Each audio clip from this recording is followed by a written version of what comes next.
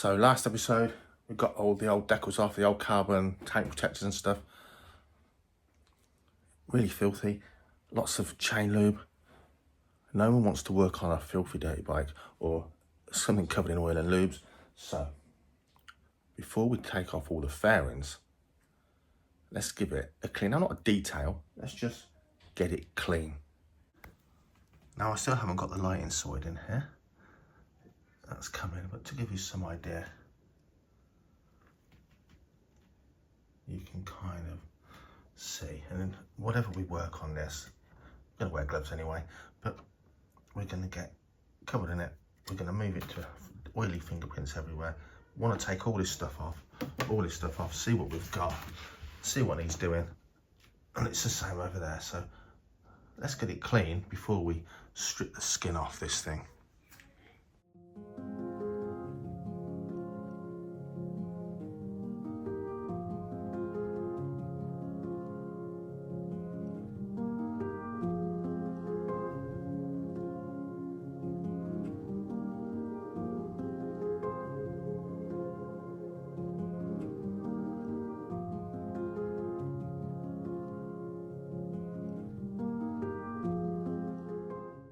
So to be honest, I thought a bit of alloy wheel cleaner would probably shift 4 or 5 years of grease and chain lube. So we had a little go, and to be honest, it was a complete fail. That was not gonna do this job at all. So get rid of that and start again. Now we're gonna rinse that off just so we're not mixing chemicals. I don't want a bomb to go off, and I'm sure it wouldn't. But we'll rinse that off and we'll try something else.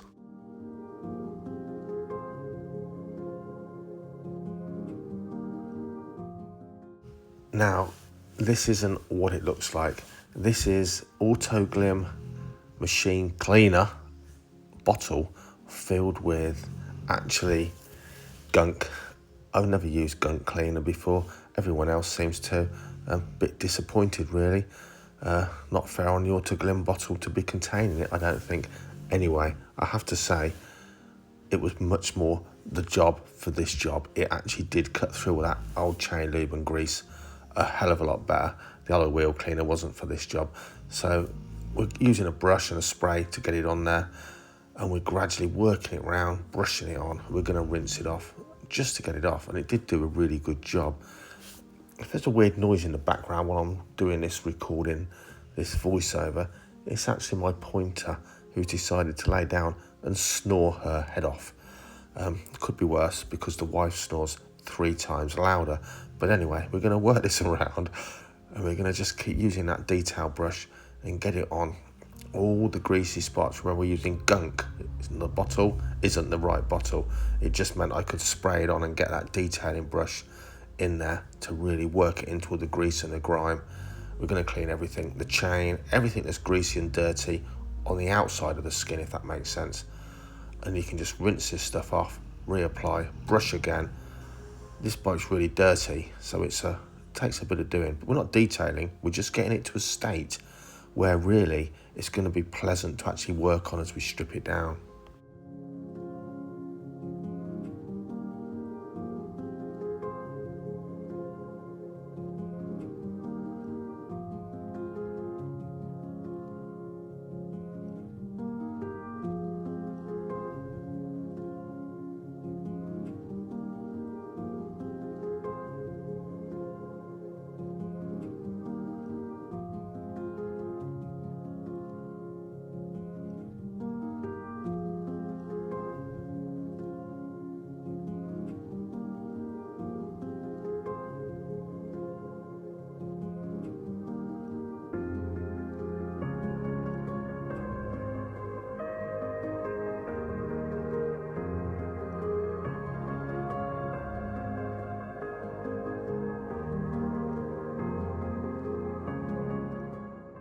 So the front wheel, yes, that's not grease, is it? It's brake dust. Wow, that caught me out. Several years of brake dust.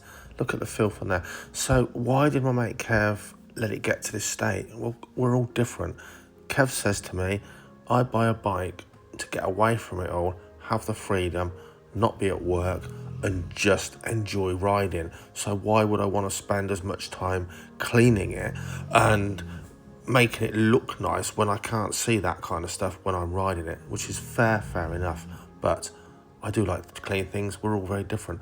You can see it's starting to take shape, and now we're just going to give it a really good, well, no, not really good, really, an average clean. We're using that Demon foam, not in a sprayer. We're not going to use a pressure washer, because remember, it now looks like this has got Chinese fairings, perfectly done decals, but they're not clear coated over, they're not lacquered over. And if you use a pressure washer on a vehicle that's had a respray or had decals applied over the top of the paintwork, you're going to start lifting those things. We're using it just as a detergent, and we're using a nice microfiber cloth, and we're going to work that all around the bike and just give it a clean. Again, we want this bike to be basically clean, so when we work on it, for us working on it, it's not a horrible job. We're also not spreading greasy fingerprints all over things as we touch one panel and go to the next. Importantly, you'll see me swap over in a minute. You want to, some of this is filthy, so we're using a microfiber cloth on the nice bits of the fairing, just getting dirt off and the tank and so on. But then when we work around the back wheel and the swing arm, the stand, where there's still greasy, oily areas, we don't want to smear that all over the paintwork, so we can swap around and use another cloth for that kind of work, and then finish off. Once we've rinsed off the paintwork, we can finish off and really get that rag dirty on the grimy stuff.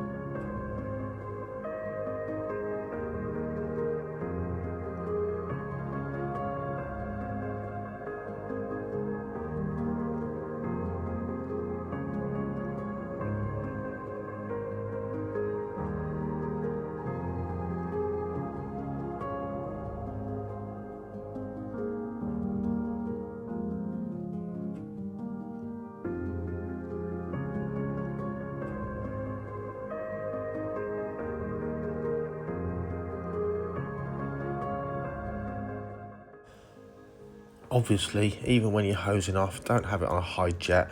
Think where you're putting it. The bike is waterproof, but you don't want to be blasting it all into the electrics and everything else.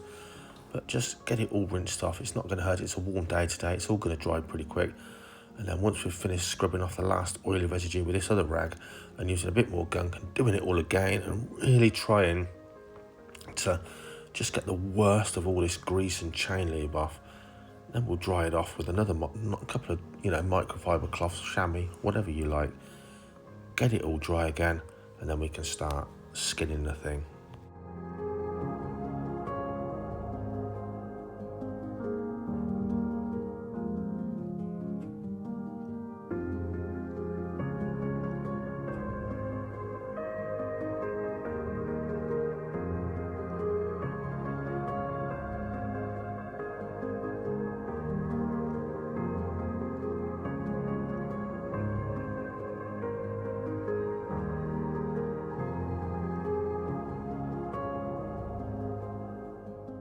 Okay, so I used the gunk on the front wheel, obviously being a complete prat, thinking it's the same sort of dirt as on the back wheel, and of course it's not. It's really road grime and loads of caked on brake dust, and it did not touch it. We'll come back to that later. I know the front wheel's not on the ground because I didn't want to put a paddock stand on the front wheel when the bike's on a slope there. It was just a trial run. I thought I'll just roll the bike along a bit. No way. that front wheel is caked on, baked on. So we're going to dry the bike off and come back to that shortly.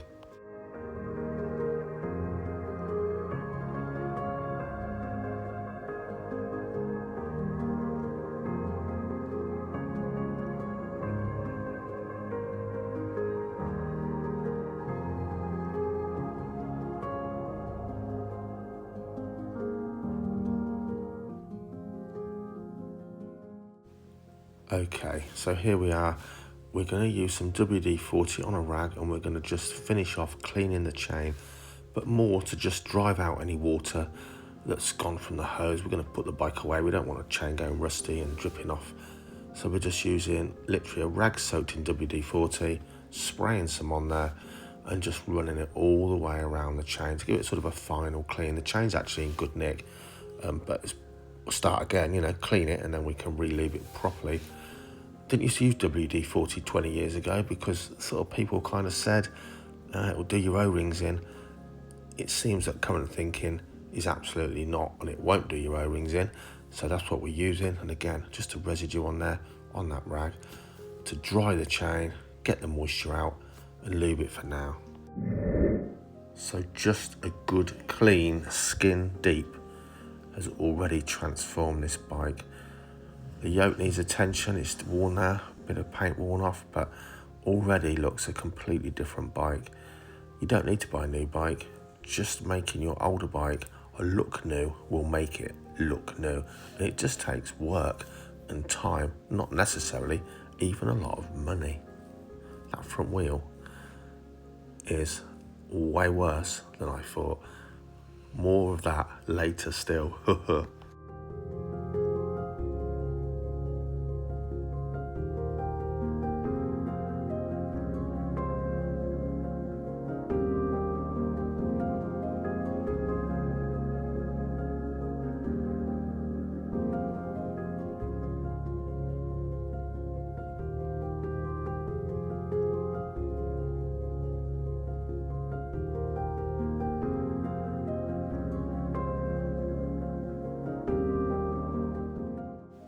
Okay, while we have the WD-40 out, we've just put a little bit under there. We can come and lube and grease these all properly, all these points, but they've been wetted, so we've just squirted some WD in to lubricate up all those sort of joints for now, while the bike's resting, if you like. Bit in the keyhole too. It's good stuff. We don't want the water in there. Probably water got in there because the shield's not sliding over. But just help it out until we get to those things properly. So it's looking good. I think it looks bloody good. I don't even want a new bike, even if I was given one. £500, come on. Okay, it's time to start taking this thing to bits. So first off is this rotten hanger for the exhaust that needs to come off, and to be quite honest, the bolts are pretty rusted in there. Pretty rusted in indeed. And it took a little bit more effort than I thought it was going to, because I thought I'd just get a spanner on there and a socket and break them off. Well, this one wasn't too bad. Wait until you see the next one.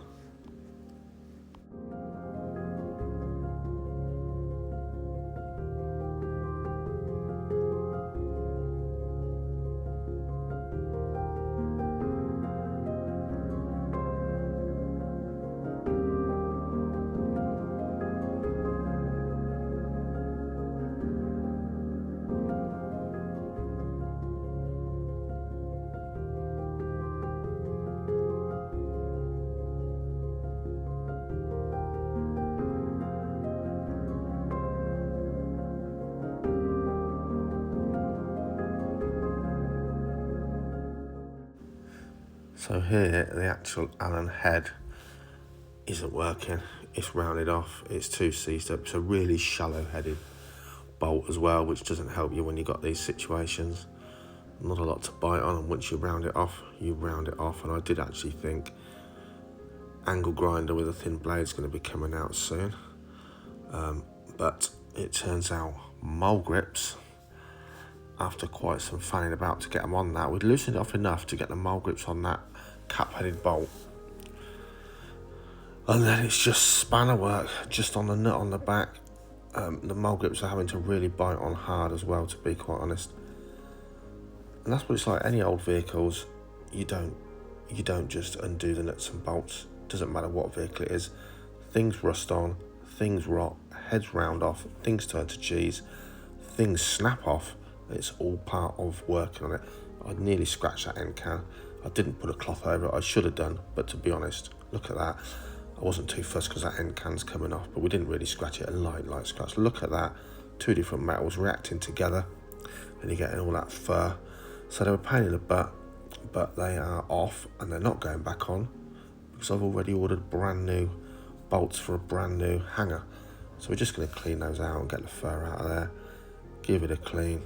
A little bit of very fine Scotch-Brite cloth to just sort of clean off the rust. I think this part of the subframe is actually steel, not alley.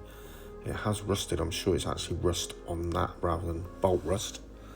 So we're going to clean those off, get them nice and clean, and then we will actually just put a little bit of silver paint on there so it's not drawing the eye and making it look tatty.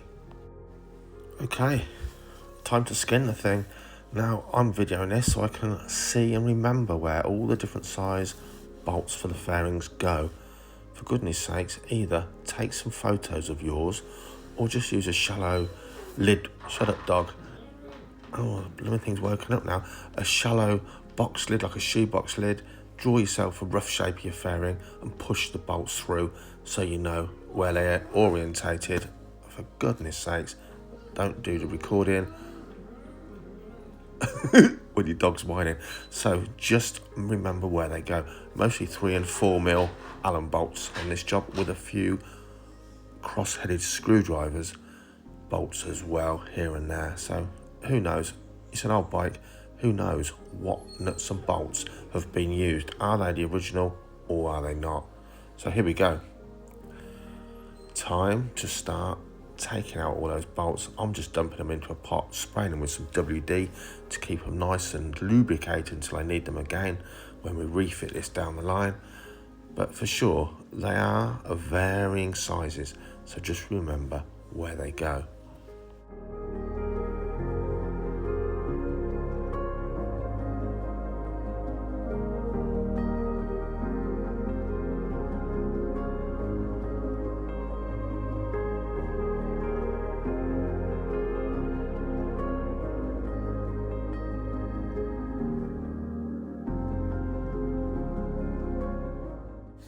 And of course, now the skin's off, we can see some of the work we need to do.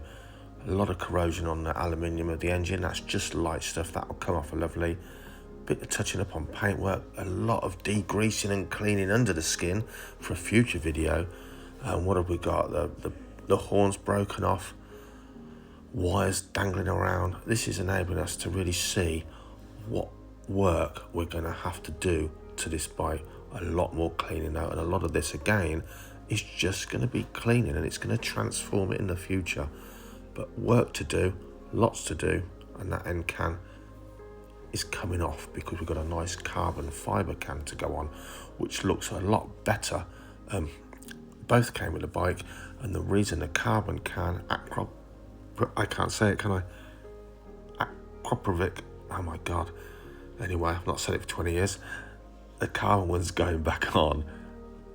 It's louder and it's too loud for track days, and Kev had to get a different one, the one we're pulling off, so we could do track days on this bike and be within the decibel limit. But let's put a decent quality brand on that's carbon. It's going to look so much nicer. So get that one off. Grime, all sorts, but it looks good. So let's go around the other side, do it all again, and see what we find under there. Will there be anything untoward? Let's hope not.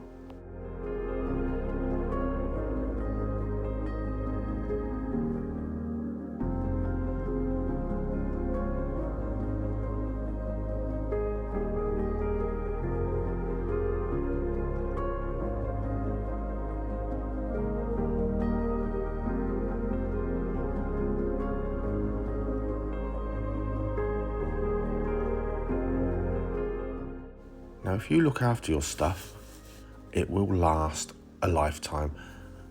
Nearly 30 years ago, I was using these same tools on bikes like this. Gsxr 750s, 600s, NC30s, Fireblades. Not the same kind of tools. These very same tools. It's honestly, for me, like I've gone in a time warp, except I'm no longer 25 years old.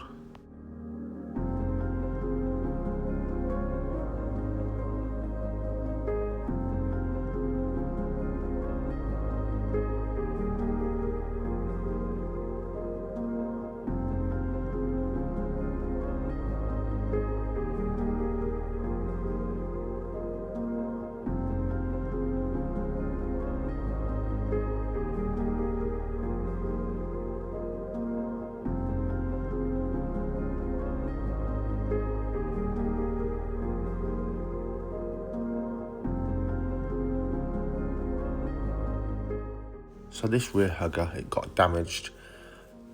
It's easily repaired. It just needs a bit of epoxy on the back inside to just stiffen that crack out. Might not put it back on. It is pure carbon, it looks nice. I might not. I'm thinking about just going for a black chain guard. We shall see. But I think at the moment I have made my mind up. It's not going to go back on to start with.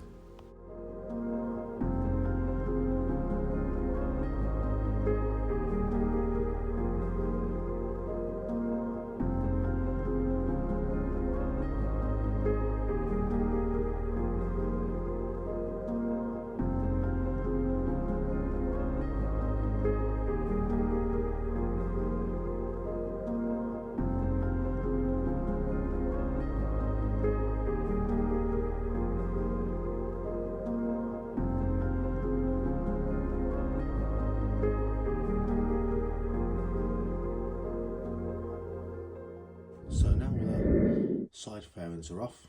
You can see inside they're still dirty. They'll all be degreased and cleaned before they go back on. This hugger, which came off of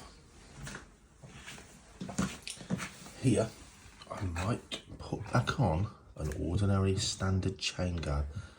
I think I quite like the look. We'll see. That's got to be cleaned. We're going to be doing another clean under the skin when the skin's off, so that's not a problem at all. Now we do have to sort out this. One of the fairing support tabs has snapped off the air intake, so technically, well, not technically, now the ram air has an escape point, so that needs to be rebonded back on. It is a support for the fairing and it does want to be a sealed up hole.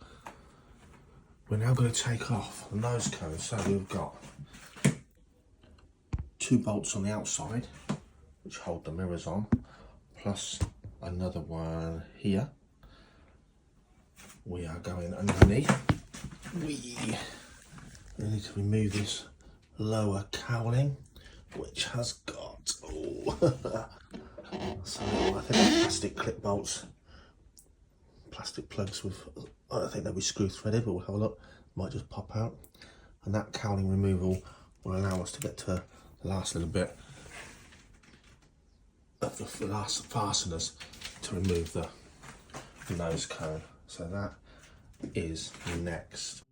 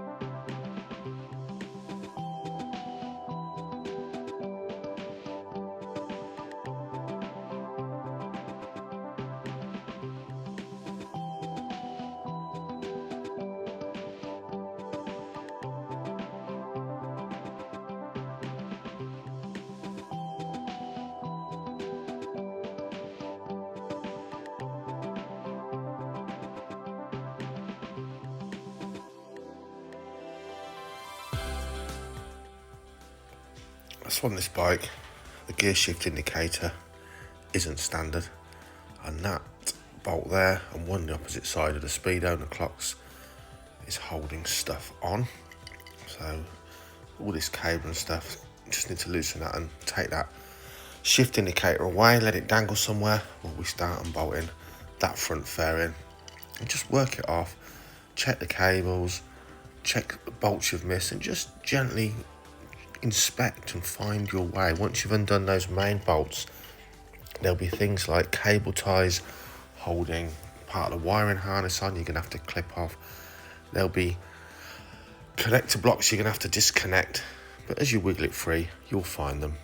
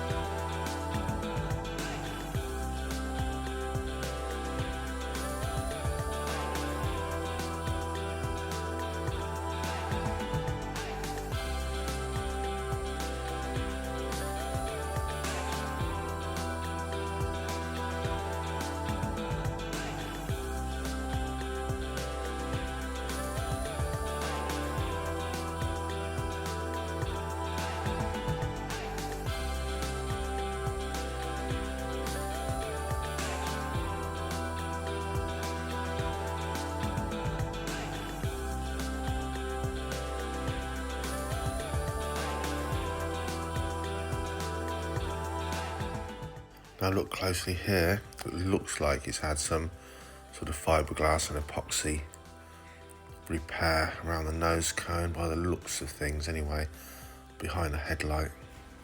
Okay, we don't need to take these off, just clean them. This is add-on, I'll show you the rest of that later, might well pull it off, not sure. What else? Looks good, braided brake lines.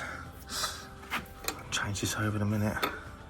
This is coming off to be clean. We're gonna soak these 3 bolts in WD-40, get that clean.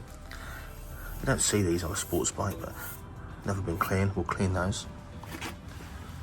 And then everything else is gonna be deep cleaned. All the gunk or engine cleaner is gonna be used to clean everything. But first, we've still got some more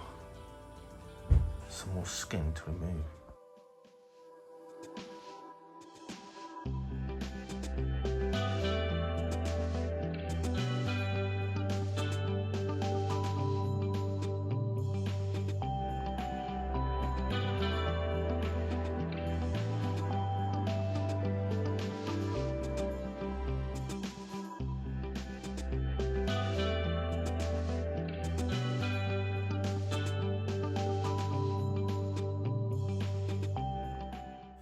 Okay, I've pointed out all standard stuff, but under here it's been cut away a bit and it's had an under tray put on, so that probably isn't going to be the same as on your standard bike, the fixing there. But work it out, it's obviously pretty obvious. Once you've under the nose, you turn the key and take the tail seat or the seat cover off, and you can get the further bolts here inside, a couple more big ones to release the whole tail unit. The battery doesn't look too happy, it's only a year old, so I'm going to push that down, give it a clean and charge it up and see. It works fine, but it just looks a bit not quite right there. So didn't have a clue what this was, but thanks to this brilliant Facebook group, I found out what it is. So it basically retunes your speed if you've changed your sprockets and so on. It recalibrates so it's reading an accurate speed. But brilliant Facebook group, and highly recommend if you've got an old Gsxr, get on there. Everyone is so friendly. So we're going to carry on and get this tail unit off.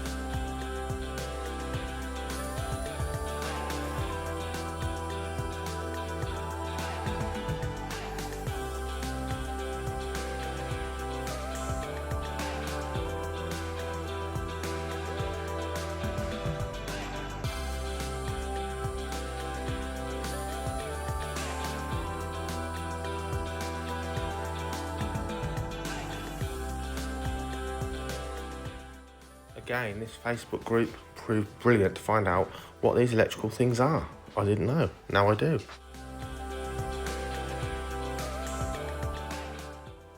While you've got all the fairings off and the tail units, just go over all of your wiring, just look at it, see what bodges have been done, make sure it looks clean, make sure it looks intact. This is the time to give that bike a real thorough sort of inspection of the finer things, which at the end of the day can end up letting you down.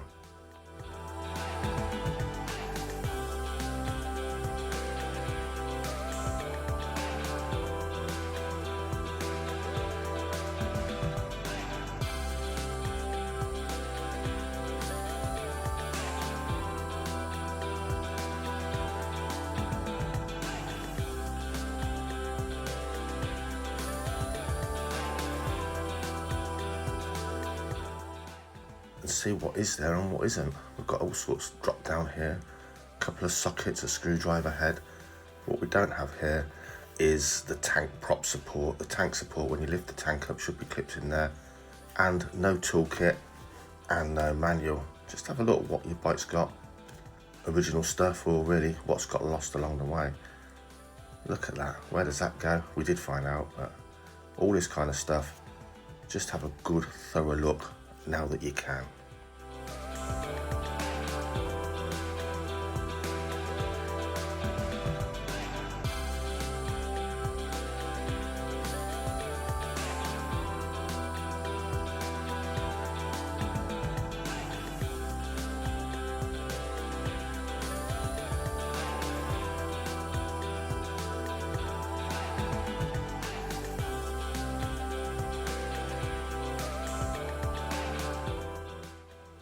So I'm going to use these because I've got lots of them for work. You can get Gorilla wipes, other wet wipes.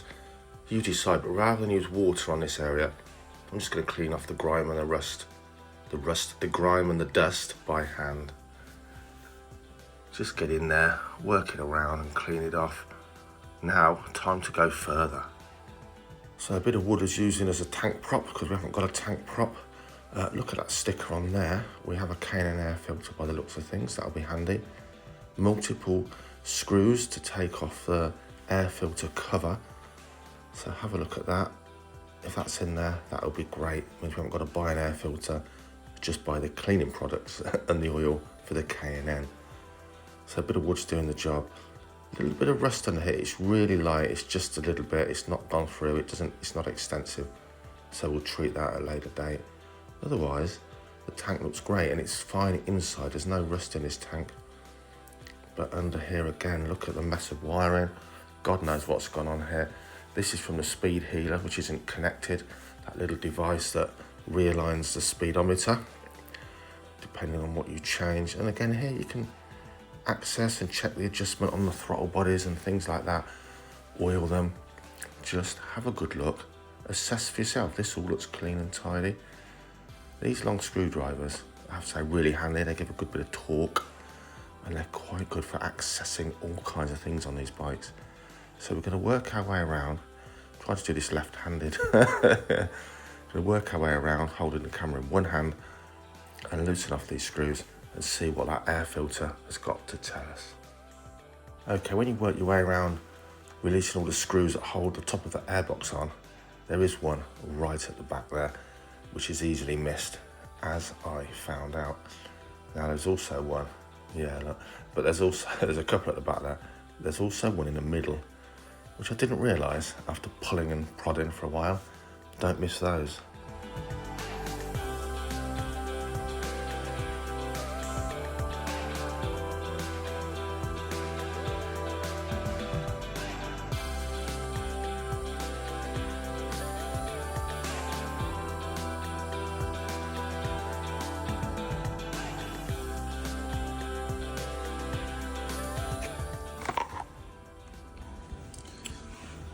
Idiot, I dropped an airbox screw. That one. Down there. Just spent ages looking for it. Took this off, and it still took me ages to spot it. There it is, the sucker.